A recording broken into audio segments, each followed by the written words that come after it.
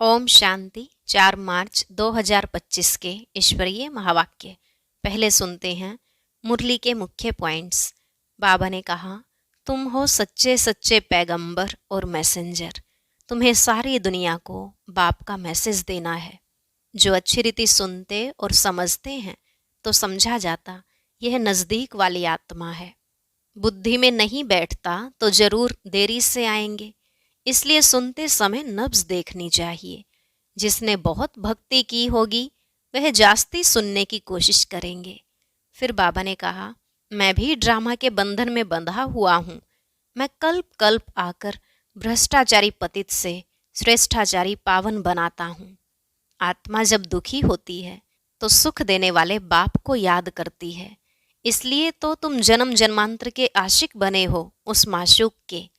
तुम्हारी इस पढ़ाई से राजाई स्थापन हो रही है, लेकिन कोई तो ऊंच से ऊंच राजाई पद पाएंगे, कोई फिर प्रजा में भी नौकर चाकर बनते। सारा मदार पुरुषार्थ पर है। लास्ट में बाबा ने कहा, पतित से पावन बनने के लिए एक के साथ बुद्धि योग लगाना है।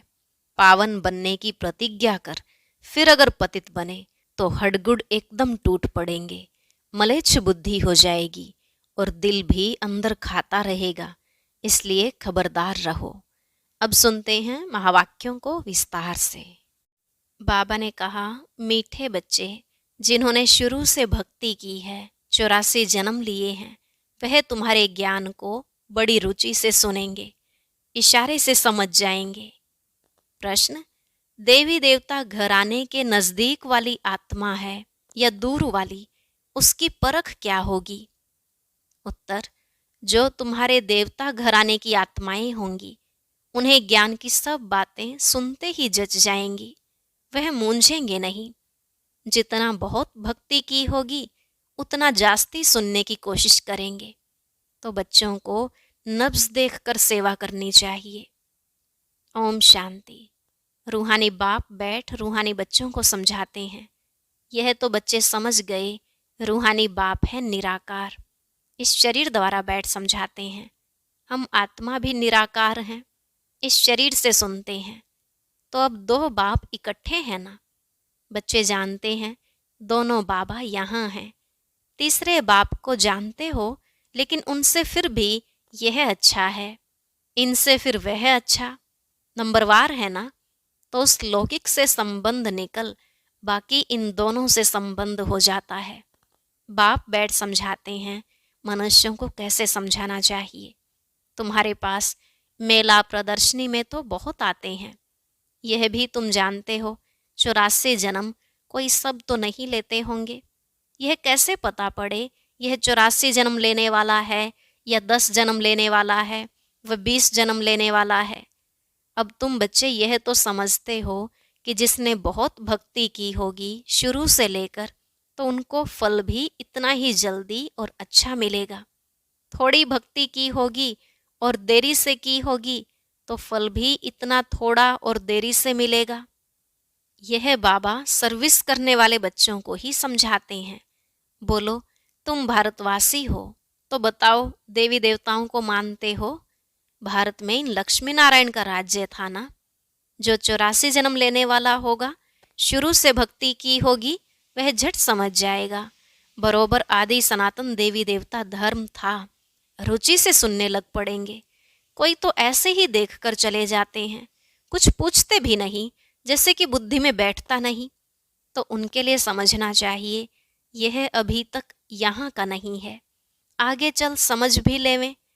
कोई का समझाने से झट कांद ही लेगा। बरोबर इस हिसाब से तो 84 जन्म ठीक है।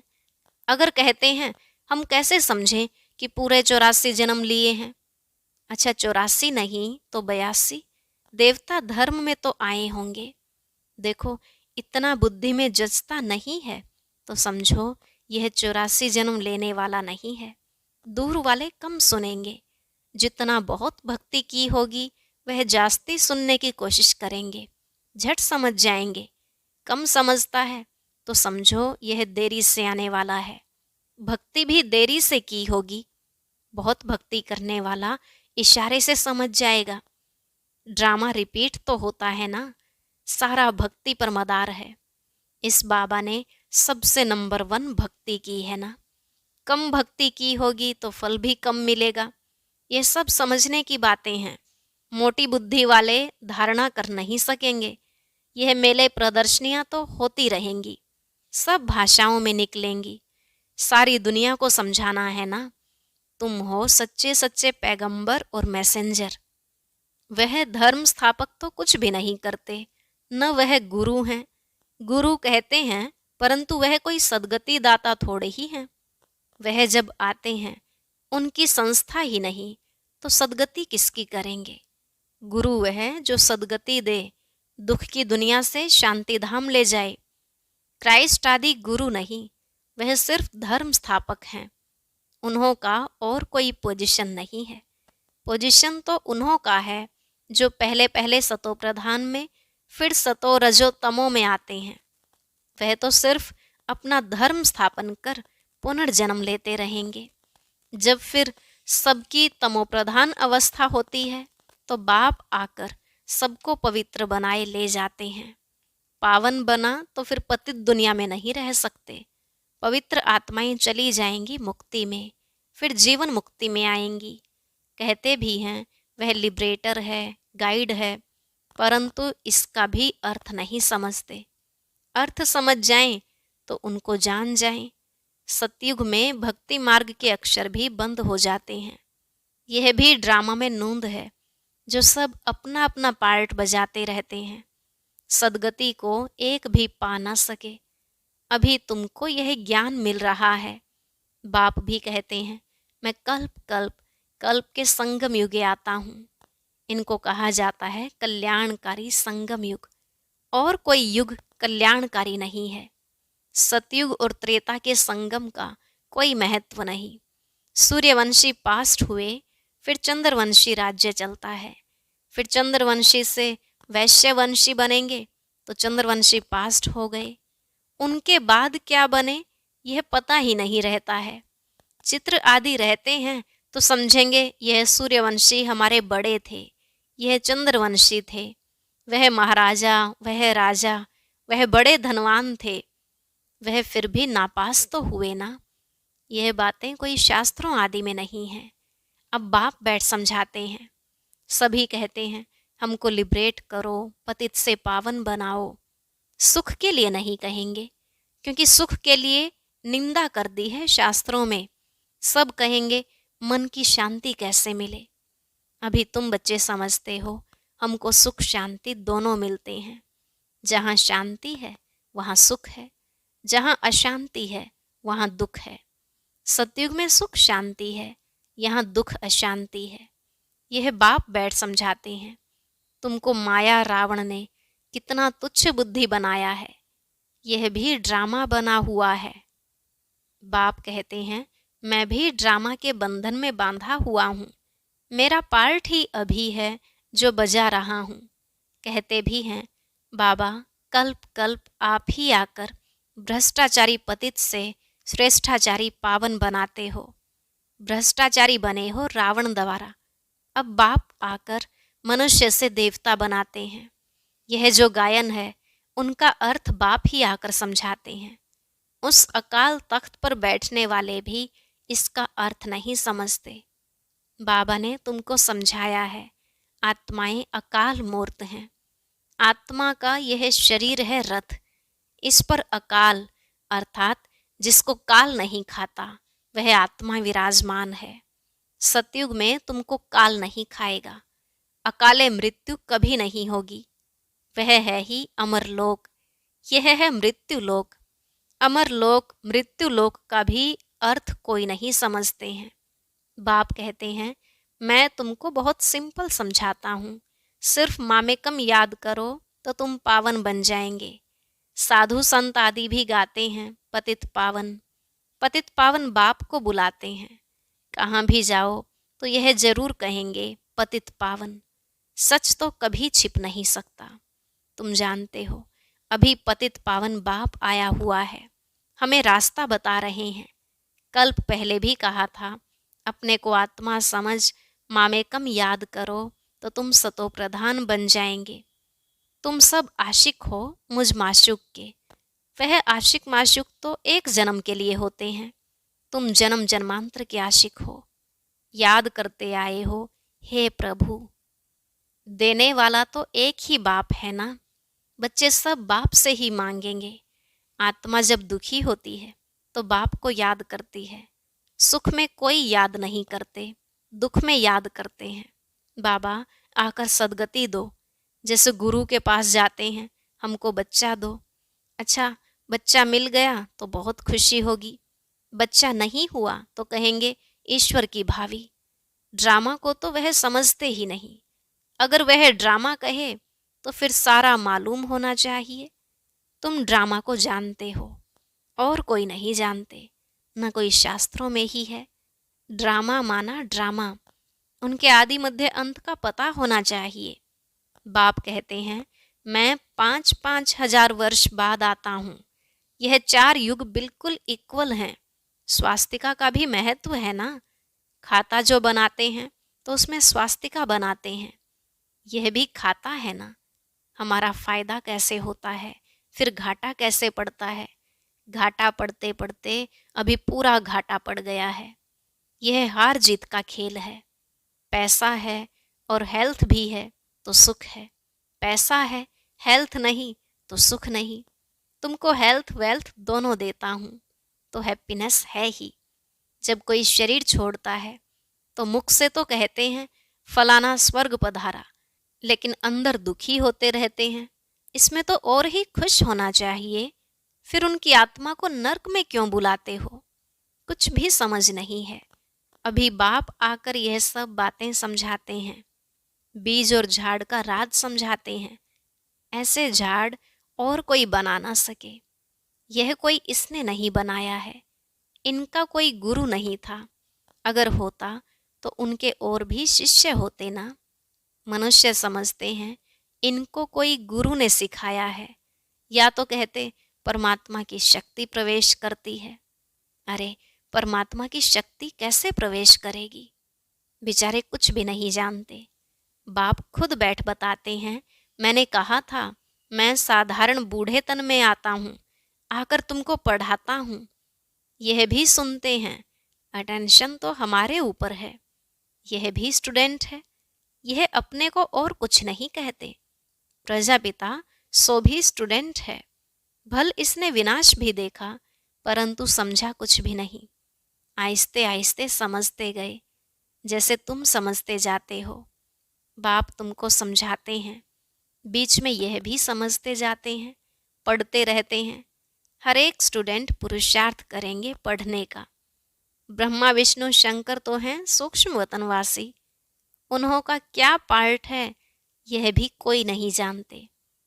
बाप हर एक बात आप ही समझाते हैं। तुम प्रश्न कोई पूछ नहीं सकते। ऊपर में है शिव परमात्मा, फिर देवताएं, उनको मिला कैसे सकते? अभी तुम बच्चे जानते हो बाप इसमें आकर प्रवेश करते हैं। इसलिए कहा जाता है बाप दादा। बाप अलग है, दादा अलग है। बाप शिव, दादा ब्रह्मा है। वर्षा शिव से मिलता है इन द्वारा। ब्राह्मण हो गए ब्रह्मा के बच्चे। बाप ने अडॉप्ट किया है ड्रामा के प्लान अनुसार। बाप कहते हैं नंबर 1 भक्त यह है।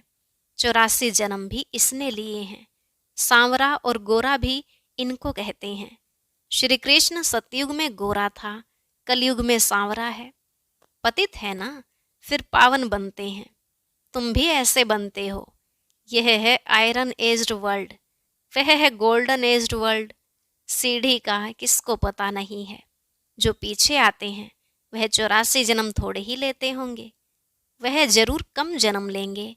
फिर उनको सीढ़ी में दिखा कैसे सकते? बाबा ने समझाया है सबसे जास्ती जन्म कौन लेंगे, सबसे कम जन्म कौन लेंगे। यह है नॉलेज। बाप ही नॉलेजफुल पतित पावन है। आदि मध्य अंत की नॉलेज सुना रहे हैं। वह सब नेति नेति करते आए हैं। अपनी आत्मा को ही नहीं जानते तो बाप को फिर कैसे जानेंगे? सिर्फ कहने मात्र कह देते हैं। आत्मा क्या चीज है कुछ भी नहीं जानते। तुम अभी जानते हो आत्मा अविनाशी है। उसमें 84 जन्मों का अविनाशी पार्ट नोंधा हुआ है। इतनी छोटी सी आत्मा में कितना पार्ट नोंधा हुआ है। जो अच्छी रीति सुनते हैं और समझते हैं तो समझा जाता है यह नज़दीक वाला है। बुद्धि में नहीं बैठता है तो देरी से आने वाला होगा। सुनाने के समय नब्ज देखी जाती है। समझाने वाले भी नंबरवार है ना। तुम्हारी यह पढ़ाई है। राजधानी स्थापन हो रही है।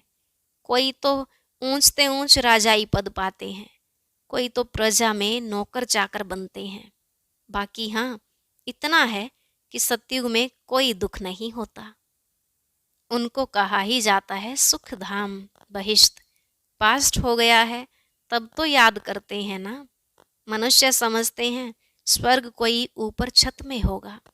दिलवाड़ा मंदिर में तुम्हारा पूरा यादगार खड़ा है। आदि देव, आदि देवी और बच्चे नीचे योग में बैठे हैं। ऊपर में राजाई खड़ी है। मनुष्य तो दर्शन करेंगे, पैसा रखेंगे, समझेंगे कुछ भी नहीं। तुम बच्चों को ज्ञान का तीसरा नेत्र मिला है। तुम सबसे पहले तो बाप की बायोग्राफी को जान गए तो और क्या चाहिए। बाप को जानने से ही सब कुछ समझ में आ जाता है तो खुशी होनी चाहिए। तुम जानते हो अभी हम सतयुग में जाकर सोने के महल बनाएंगे, राज्य करेंगे। जो सर्विसेबल बच्चे हैं उन्हों की बुद्धि में रहेगा यह स्पिरिचुअल नॉलेज स्पिरिचुअल फादर देते हैं। स्पिरिचुअल फादर कहा जाता है आत्माओं के बाप को। वही सदगति दाता है, सुख शांति का वर्षा देते हैं। तुम समझा सकते हो यह सीढ़ी है भारतवासियों की जो 84 जन्म लेते हैं। तुम आते ही आधे में हो तो तुम्हारे 84 जन्म कैसे होंगे। सबसे जास्ती जन्म हम लेते हैं। यह बड़ी समझने की बातें हैं। मुख्य बात ही है पतित से पावन बनने लिए बुद्धि योग लगाना है। पावन बनने की प्रतिज्ञा कर, फिर अगर पतित बनते हैं तो हड़गुड़ एकदम टूट पड़ती हैं, जैसे कि 5 मंजिल से गिरते हैं।